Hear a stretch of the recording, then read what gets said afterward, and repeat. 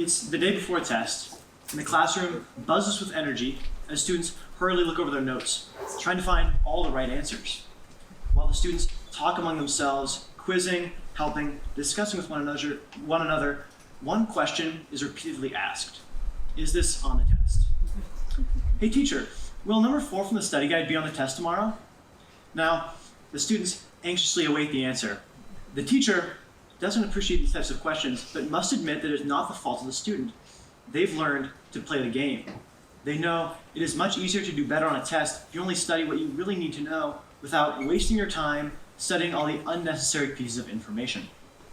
This question encapsulates a much bigger issue in education. The question, is this on the test, is simply a symptom of a bigger disease. Students are more concerned about getting a good grade and less concerned about actually learning. This system has failed. What system?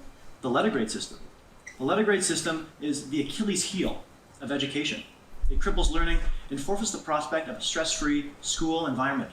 Something must change. Fundamental in education for over a century, the letter grade system continues to define the performance of students all over the world. The precursor to letter grades was a scale with 4 different marks, consisting of optimi, second optimi, inferiores, and pejores. Translated from Latin to English, these terms respectively mean best, second best, or good, worse, and worst. Now, these marks were not grades as they are currently thought of today. Often, they're withheld from students, only seen by the eyes of the teacher. This may have been to discourage competitiveness or to keep students focused on their studies. Fast forward, and the next form of grading we see is Harvard. They introduce exit exams to issue degrees. Fast forward another 400 years, and the letter grade system reigns supreme. It can be seen across all levels of education, ranging from elementary schools all the way to doctorate programs. The letter grade system refers to a 100-point grading scale, where students are assessed and given a letter ranging from A to F, where A's typically represent a 90 to 100, a B's 80 to 89, C 70 to 79, D 60 to 69, and an F, well, anything below a 60.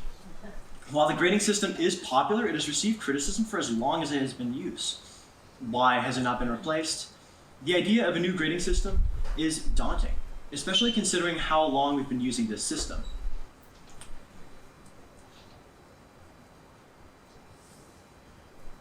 Alternatives have been suggested, such as gamification and mastery-based learning. Another alternative is the pass-fail system, one that does away with letter grades and the 100-point grading scale, gone. Though the pass-fail system is not a perfect system, it does offer teachers the best opportunity at accurately, fairly communicating the performance of the student. For these reasons and others, the ACCS should abandon the letter grade system and make the switch to the pass-fail system. Once a revolutionary invention, the letter grade system has proven to be a useful tool in education. However, it is not a perfect system. Everyone can agree there are flaws. Also, because of how long we've been using this system, it will be difficult to replace. These are two ideas that people can agree on. What is not agreed upon is why the system is flawed, if it is worth replacing, and if it is worth replacing, how should it be done? These concerns are valid. That said, the letter grade system has major flaws. It fails to achieve its intended purpose, which is to accurately and fairly communicate and assess the performance of the student. It is too stressful and it is too subjective. Because the letter grade system fails to achieve its purpose and because of its other two major flaws, it must be abolished. If the purpose of letter grades is to accurately communicate the performance of the student, they fail. Author Douglas Reeves has written many books on education, including Elements of Grading, A Guide to Effective Practice. Here, Reeves lays out 2 criteria for grades. Grades must be both accurate and specific. Now, grades are not accurate if they communicate the performance of a student's past accomplishments. Here lies a flaw in the letter grade system. While students are graded for each and every assignment they complete, by the end of the term, their grade reflects not how they have done in previous weeks, but in previous months. The grade is outdated. Simply put, timeliness of grades is a problem the letter grade system simply does not account for. This leaves This leads to Reeves' second criterion, specificity.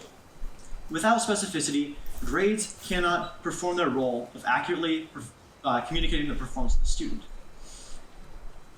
Without specificity, students are left to question every missed point, every missed letter they receive. A B- means something different than a B, but without specificity, students are left to interpret this difference on their own, leaving room for communication gaps and discontentment. Not only do letter grades not do what they're supposed to do, they're doing what they're not supposed to do. Authors Jack Schneider and Ethan Hutt find that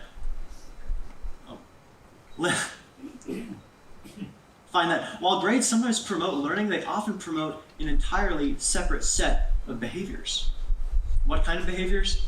Well, as referenced earlier, students often avoid learning as much information as possible. When something isn't going to be put on the test, they rejoice. They rejoice when they don't get to learn something.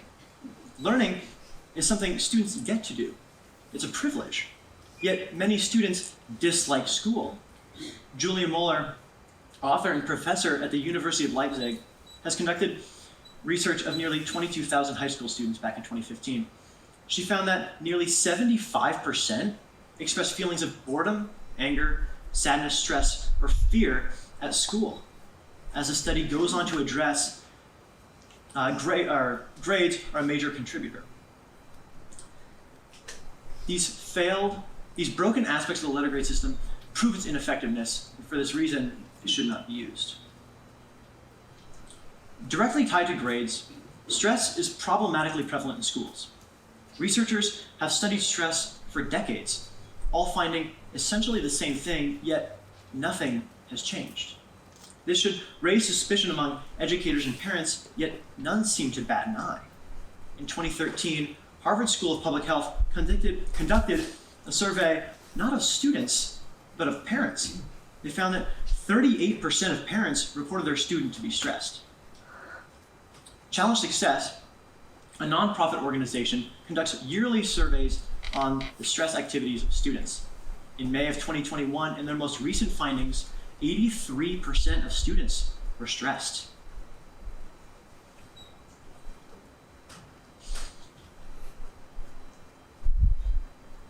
Could I get a prompt on that one? Yes. What is fascinating about stress? Yeah. What is fascinating about stress is how it is thought of in schools. Many think of stress to be this great motivator for performance. If students are motivated by stress, they'll get good grades, right? But how much stress is too much? Where should the line be drawn? It's evident that an overwhelming amount of stress can lead to mental health problems, such as depression. Woefully common, stress and depression plague America's youth. The ACCS and their mission states that students will learn to appreciate learning and appreciate the world around them. Are students able to appreciate the world around them if they're only motivated by stress and the prospect of good grades? Of course not. Or should students be self-motivated, motivated by a will to glorify God in their studies?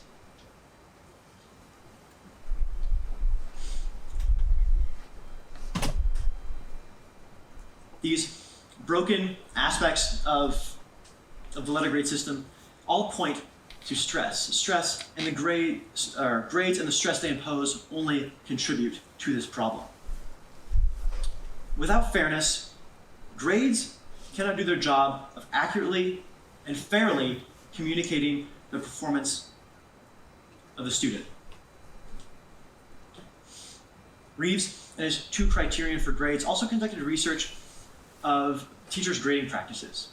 A simple experiment he's done is he gives the teachers a set of letter grades ranging from A to F, and tasks them with giving the student a grade for their final term.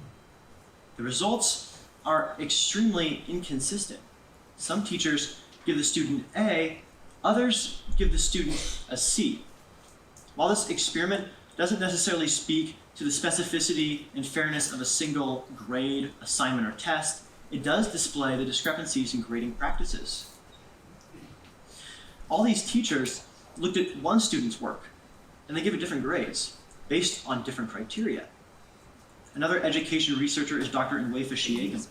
He finds that, quote, non-academic factors are used as criteria for assigning grades because some teachers consider the consequences of grades more important than the value of clear communication of information and the interpretability of grades.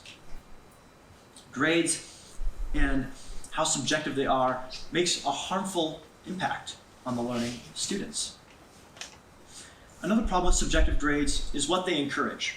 Essentially demanding busy work for grades, they require meaningless assignments that can be put into the grade book. However, these meaningless assignments are very rarely effective or beneficial for the student. Unlike the letter grade system, the pass-fail system doesn't require these types of assignments and is thus a more efficient way of learning.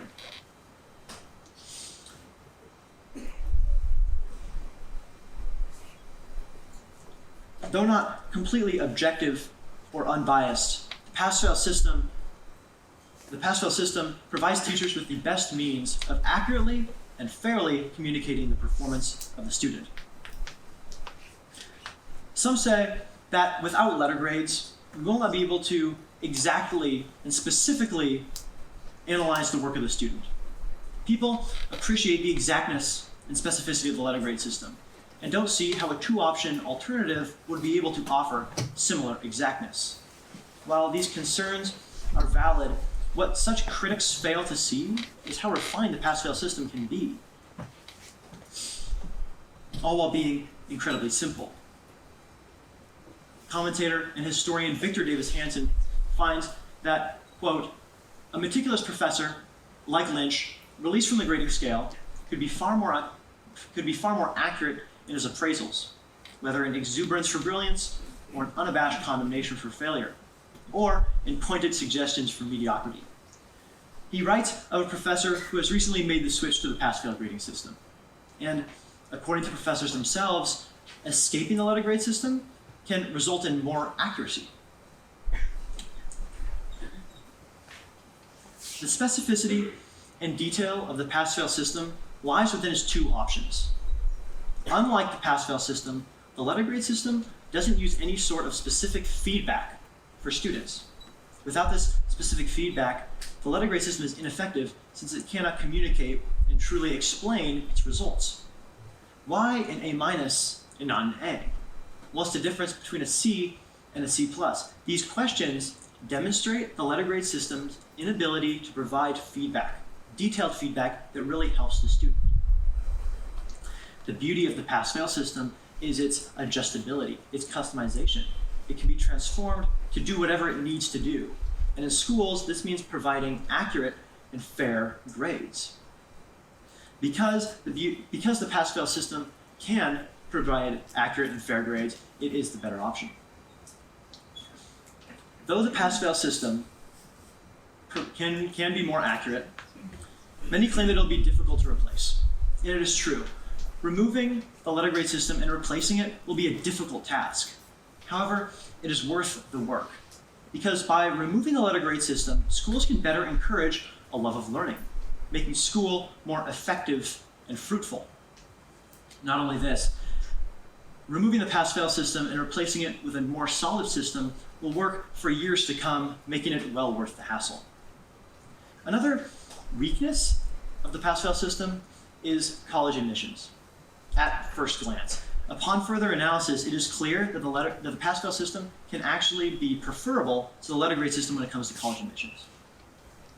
While it is true that schools do look at grade point average, GPA, many other factors exist. Also, as proven earlier, the letter grade system's GPA is inaccurate. It is not a true representation of the performance of the student. A prime example of this comes not from the ACCS, but from the Washington public school system. During the remote learning period, the North Shore School District switched its grading scale, altered it slightly. They kept A's and B's, but replaced everything below it with the letter I. A's stood for consistent engagement, B's stood for adequate engagement, and I represented poor engagement. All of a sudden, grades were not based on performance, but engagement. This is not to say engagement shouldn't be encouraged in schools. It has to be. What it does show is the discrepancies in grading techniques and what grades can mean. They can mean different things based on different tools and from different schools. Now, the ACCS did not alter its grading scale, but North Shore's policy just goes to show that grades can mean different things. Not only this, schools do not only look at GPA. Many different factors exist, including SAT scores, ACT scores, essays, extracurricular activities, and even in-person interviews that can give the school a better glimpse into the student's true character. Because education ought to be effective and fruitful, if it is not, then it does not fulfill its purpose. And if it does not fulfill its purpose, then why are we using it? The letter grade system is flawed. It is inaccurate, unspecific, unmotivating, unfair, stressful, subjective. While the pass-fail system is not a perfect system, it is a system where specificity, feedback, accuracy, fairness can thrive. Now, because these aspects of letter grades are so important, they ought to be at the forefront of our minds as we reevaluate grading. Implementing a pass-fail system will only improve education as a whole and benefit the youth, as the ACCS encourages the appreciation of truth, beauty, and goodness. If schools are where students are to learn these values, then schools and grades ought to be done right. And they ought to be fixed as quickly as possible. For as soon as schools can improve grading, then so can schools improve education as a whole. And students can learn to enjoy learning once again. Thank you.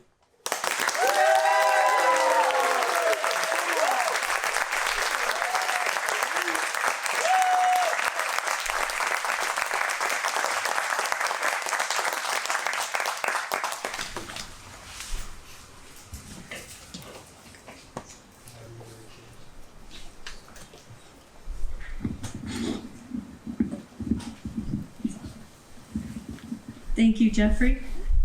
Well done. You survived. Thank you. All right. I do have a question for you here. So you say that the pass-fail grading system focuses more on improvement, encourages curiosity and serious thought. You mentioned in your written thesis also that letter-based grades deny the student the opportunity to fail and thus learn from failure. Can you explain a little bit more, how does the pass-fail system accrue these benefits? Sure. So, one thing I didn't get to include in my presentation was the aspect of failure. In the letter grade system, failure is punished extremely harshly. One failure, one F in a test can really just take your grade and just plummet it, right? One test just makes your entire grade worse for the entire semester. You're building up that grade, it just drops, you have to build it back up all the way again. And people are taught that, or students are taught that failure is just a part of success. It's just part of the road to success, but it's punished so harshly in the letter grade system. But in the pass-fail system, because the system is different and it doesn't punish or focus on specific grades so much, one failure in the pass-fail system doesn't affect the student that much. And that's not to say that failure is going to be encouraged or anything like that. It just means that one failure isn't going to set the student back so much that they're just working and working and working to get their way back up to a passing level. Does that answer your question? Yes. Can you tell us a little bit more? I mean, initially I was thinking pass-fail is, you just get a P or an F. Sure. But clearly you're talking about specificity, you're talking about some comments, some feedback. Can you explain how does that work? Yeah, so let's say for a simple assignment, it might just be you get a pass or a fail. But for bigger assignments, like maybe a big essay or a final or any other test, it's not just a pass, it's not just a P or an F. If it is a P, you're given instruction for why that is a pass. And I think that's one of the main flaws of the letter grade system, is you can get a B- on an assignment and not really know why you got that B-. You think, why didn't I get a B? Like there's that difference there's that minute difference that you're up to distinguish that difference yourself. But in the pass-fail system, you either get a pass or a fail, but then it's explained to you why, and then you can learn how to better yourself and get better for the next assignment. Is that what you're looking for? Yes. Okay, yeah.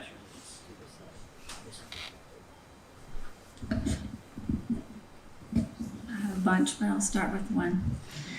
So you laid out the point system of the letter grades. I'd love to hear how your research articulates the process for setting or shifting that pass-fail line. And you suggested that the grade would be determined in your paper about a standard of improvement. Sure. Okay, so could you clarify for us whether that means that the line changes as the student improves, or clarify that standard of improvement and where the line is set? Yeah, that's an excellent question. I think that as the student progresses in their learning throughout, maybe it resets at the beginning of the term, maybe at the beginning of a year. That's not really what I focused on, but I did think about how it should be improving. Their standard, if an assignment is out of like 10 points, and they get like 3 points right, that's a fail, right? And I think maybe that standard, that standard of failure or passing, that should improve over time. So that's what you're asking, right? But you're asking how that procedure is going to come. I think it's as the student progresses. As Ethan was talking about in his last thesis, that boys in general learn at a slower pace. So I think that pace might be slower for boys. That standard of improvement might be a little bit slower, and it might differ within students. Subjective throughout the class. Exactly. And I think that's the beauty of the pass-fail system is adjustability. It doesn't have to be the same for this student and this student. It's based on a different criteria for both. But that criteria is not teacher established, that's more student established. Does that make sense? It does. Okay. Somewhat following up on the topic, you mentioned that a weakness of the letter grade system is timeliness of feedback, and also the period over which the letter grade provides feedback about. Sure. A final might pertain to several months. Yeah. Could you explain how the pass-fail system addresses that I think, flaw? yeah, so because the any one assignment or test in the pass-fail system just has a lot less impact on the final grade. So, and one of the problems with this thesis is the pass-fail system hasn't really been used in, like, especially in the ACCS. I don't know of any ACCS school that uses the pass-fail system, but I don't know of many high schools that do, and I didn't really get into researching that. But so as I look into how the pass-fail system would be used in different schools, it will differ, and it'll be different procedures. But so your question is how that timeliness will work? Yep. Yeah. So I think the pass-fail system, each assignment is graded a little bit less heavily than it would be in the letter grade system. So that timeliness isn't really like the time from when it's graded and when you get it back. It's more how long the lasting impact of that grade has on your final grade. Your performance over time should improve, and hopefully your grade will as well. And so that grade at the beginning of your term hopefully won't reflect your grade at the end of the term.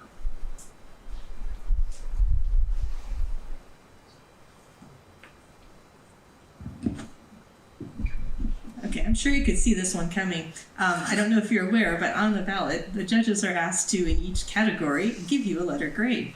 I'm aware. What would the judges' ballot look like in your ideal system? That's an excellent question. And my thesis more addressed the problems in letter grades, but that's still an excellent question. I think I would give myself a pass.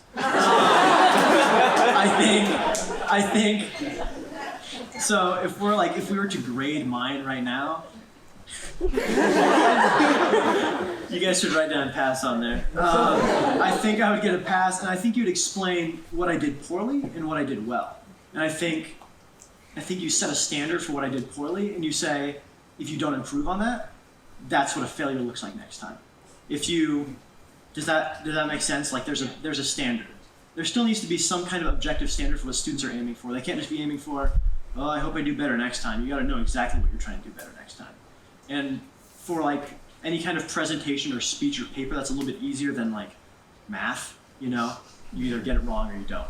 But in a presentation or any kind of paper, there's specific things you can improve on, and I think that's what makes the difference between a pass and a fail in the pass-fail system.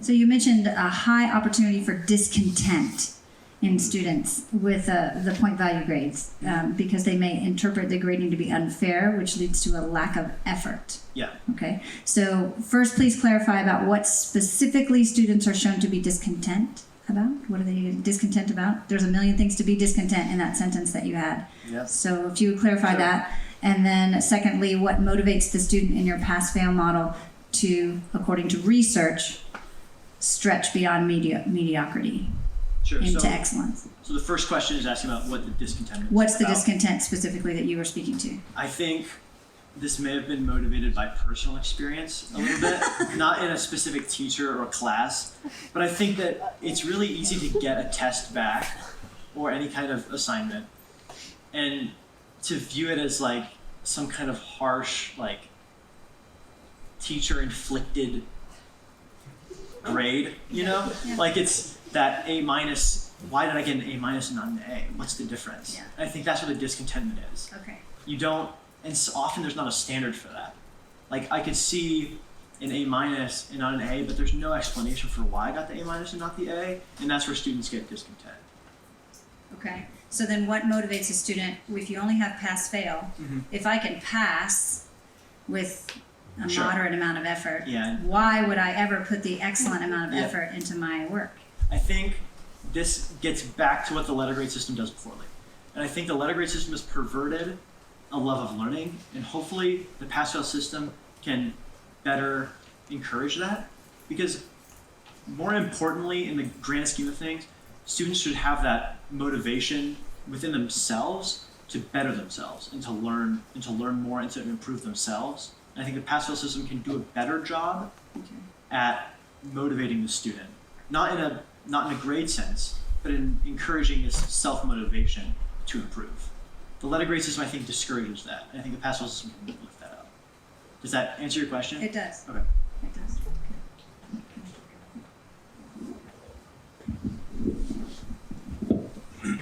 Have you considered that? You said in your presentation that letter grades are the Achilles heel of the education system. Have you considered that there's an underlying root cause and it's not the letter grade system? Is there something that's causing stress other than letter grades? I think it can be a variety of things. Because I'm specifically looking at the ACCS and how they approach learning, it's a much different approach than the public school system. Like, if I was looking at the public school system, the problem isn't the grades. It's how school is done and what kind of values students are being taught and how that doesn't coincide with how they ought to be learning. But for the ACCS, it's encouraging this appreciation for truth, beauty, and goodness. And if grades are not doing that, then they've failed their purpose. So your question is what? I think I got to it, and then I kind of lost my I train think your of thought. answer was helpful. Your response, you said in your presentation that letter grades are the Achilles heel of, I believe, the education system. Yeah, and that was probably a miswording. I meant just as the for the ACCS. Yeah. Your answer was helpful. Okay. Can I ask one follow-up? How about the transition from letter grades to pass-fail? That is, in my opinion, the hardest part, because the letter grade system is not just a high school thing. It's, as I mentioned, elementary schools use it, doctorate programs use it. So it'll be a very difficult thing to switch. It's gonna involve every kind of education. It's gonna involve every student, and that is gonna be a pain. That's just the fact of the matter. But any change worth happening is gonna be worth some sort of pain or struggle, and I think in this case it's worth it. As for how we're gonna do it, that's not specifically what I was researching, but I think it begins just at the school level. And in the ACCS, because it's however many hundreds of schools, it's not thousands of schools worldwide, I think it'll be a little bit easier of a switch, right? You just start in one school, maybe you see how it works, right? And it works really well, then you can improve the ways at which it was implemented. It was implemented this way, it kind of worked. Let's go to this school, implement it a different way, see how that works. And then soon you have this system for how you can implement it efficiently and effectively throughout every school.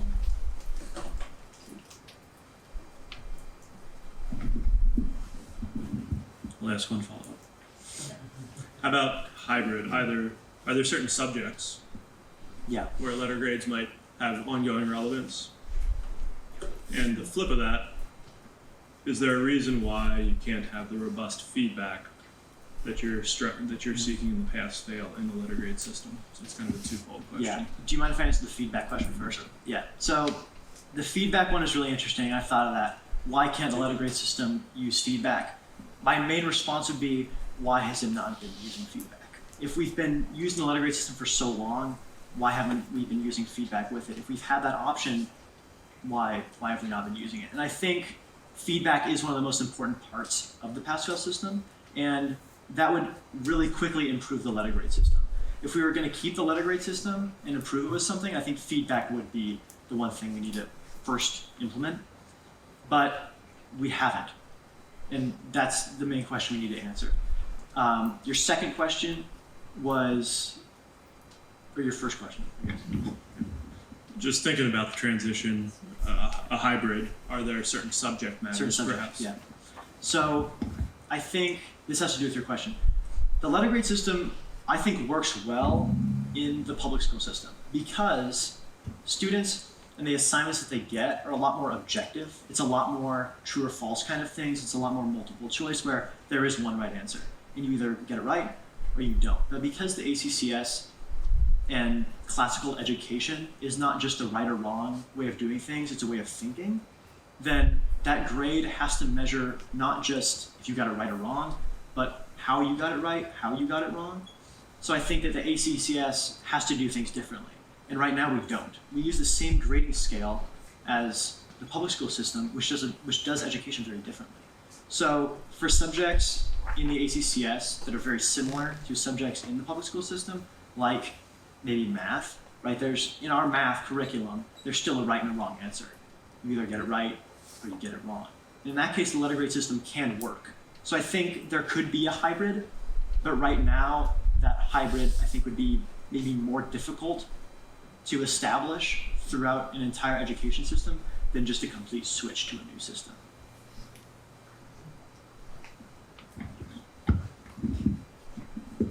So I appreciate that you're wanting to talk more about ACCS schools, and I like how you're delineating those differently. But I am wondering, there are some public schools that do more standards-based or portfolio-based and things like that. I don't know if any are doing pass-fail. Did you come across evidence that these other grading systems improve the desire to learn and decrease stress? Sure. So my one main example of a pass-fail system comes from Professor Lynch, who Victor Davis Hanson writes about. And in that case, he did seem to experience this, at least in his own grading practices, he experienced more freedom. And maybe that freedom extends to the students. Unfortunately, I didn't really focus on what a good pass-fail system looks like. I'm more focused on what a bad letter grade system looks like. And that's just kind of the con to what approach I took.